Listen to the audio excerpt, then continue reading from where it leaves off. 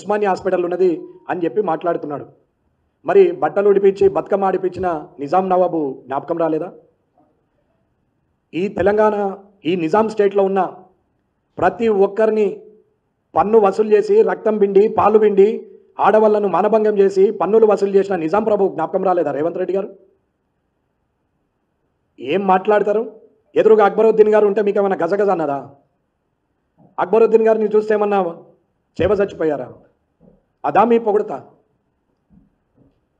అక్బరుద్దీన్ గారికి మీరు చెప్తూ పోతున్నారా? ఇంకా నిజాం ప్రభు పెట్టిన భిక్షనే మన బతుకు అన్నట్టు మాట్లాడుతున్నావు. మన రక్త మాంసాలను పిండి ఆడవాళ్ళ చనుబాలు పిండి ఆడవాళ్లను మనభంగం చేసి మన నిజాం స్టేట్లో ఉన్న ప్రజల రక్త మాంసాలతోని పిండి వసూలు చేసి ఇవాళ హైదరాబాద్ నగరము ఆయన షోకుల కోసం తయారు చేసుకుంటే అదేదో ప్రజల కోసం తయారు చేసినట్టు మాట్లాడుతున్నావు రేవంత్ రెడ్డి గారు. దీనికి ఏమన్నా న్యాయం అనిపిస్తుందా? ఏమన్నా అర్థం ఉందా? తెలంగాణ విమోచన దినోత్సవం సెప్టెంబర్ 17 రోజు చేయాలని చెప్పి ప్రజలందరూ కోరుతా ఉంటే పురాణా నిజాం పోయిండు, నిజాంకు జాగీర్దార్ తిరిగి వచ్చిన కేసీఆర్ పోయిండు, ఇప్పుడు మళ్ళా నయా నిజాం వచ్చినట్టు మాట్లాడుతూ ఉన్నాం.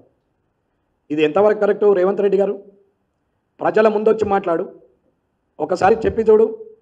అక్బరుద్దీన్ గారి సహకారం తీసుకుంటే దానం నాగేందర్ గారు గెలుస్తారని చెప్పి భూతు పురాణం మాట్లాడిన దానం నాగేందర్ గారు అక్బరుద్దీన్ వచ్చి క్షమాపణ చెప్పాలంటే చెప్పినావు.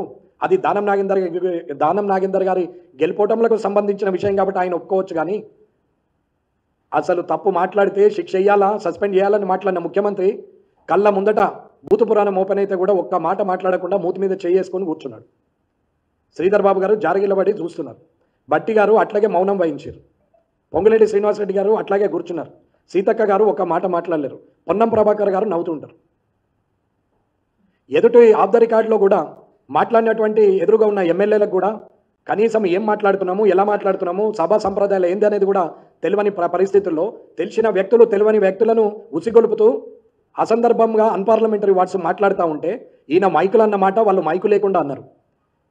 వాళ్ళను తీసి సస్పెండ్ చేసి టర్మినేట్ చేస్తే ఎలక్షన్లు లేకుండా 5 సంవత్సరాల దాకా మొత్తానికి ఎలక్షన్లో పోటీ చేయకుండా చేస్తే బుద్ధి వస్తుంది. అప్పుడు నోరుంది కదా, ఒళ్ళుంది కదా, ధనబలం ఉంది కదా, అధికార బలం ఉంది కదా, నేనేదో రాజును అనుకుంటున్నారు రాజ్యానికి గెలిచిన నియోజకవర్గానికి. కానీ మేము సేవకులం, పనోళ్ళము, ప్రజల పక్షాన మాట్లాడాలనే ఆలోచనే లేదు.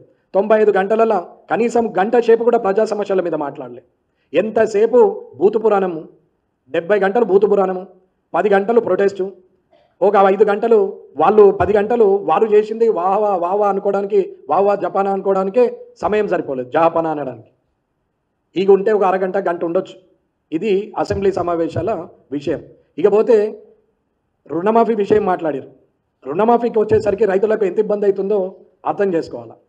ఆధార్ కార్డు మెన్షన్ కాలేదని, రేషన్ కార్డుకి ఏదో సంబంధం ఉందని, ఫ్యామిలీ డిసైడ్ చేయాలని, ఆల్రెడీ రెన్యువల్ అయిందని, ఆల్రెడీ వాళ్ళు లోన్ కట్టేసిరని, ఇవన్నీ సమస్యలు. రైతు భరోసా ఇస్తామని చెప్పి 5 ఎకరాలు 10 ఎకరాలకి ఇస్తామని రైతులతో ఒక డ్రాగన్ చేస్తూ ప్రోగ్రాం పెడుతున్నాం. ఈ రుణమాఫీలో ఉద్యోగస్తుడు ఉన్నాడని తల్లిదండ్రులకు ఆ రుణమాఫీ ఇస్తలేరు. పిల్లాడు కొడుకు ఉద్యోగం చేస్తున్నాడు, ఇన్కమ్ ట్యాక్స్ కడుతున్నాడు. రుణమాఫీకి మాత్రం ఉద్యోగస్తుడు ఉద్యోగం అడ్డం వస్తుంది, కానీ సీఎంఆర్ఎఫ్కు మాత్రం ఉద్యోగస్తులకు ఉద్యోగం అడ్డం వస్తలేదు.